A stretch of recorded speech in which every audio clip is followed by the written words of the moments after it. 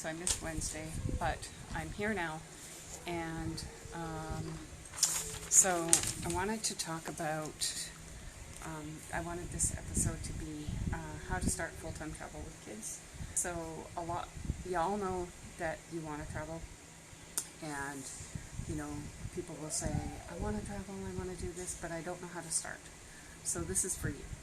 So if you know that you want to travel and you know everything like that, and you just don't know how to start, I have some tips, and I'm going to kind of tell you how I did it, and maybe that will help. First thing that you need to do is you need to decide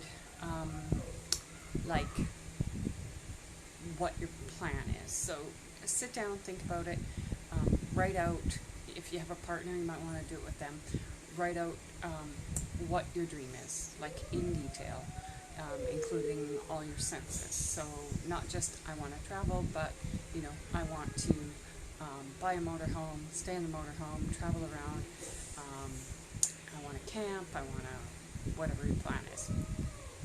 So figure that out, and then the next step is to figure out how you'll travel. So saying I want to travel is like saying I want to cook.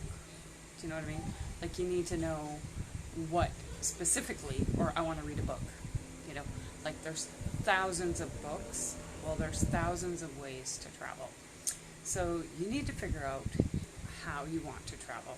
So travel on a school bus and travel in that. Do you want to travel in your car? Do you want to stay in fancy hotels everywhere? Do you want to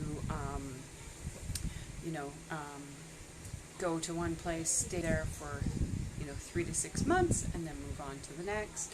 Do you see yourself moving every 3 to 4 days? So it really, so you need to figure out how you want to travel, because that's going to affect other things as well. Then you need to figure out what's your budget, and that one's kind of tough because everybody has a different comfort zone.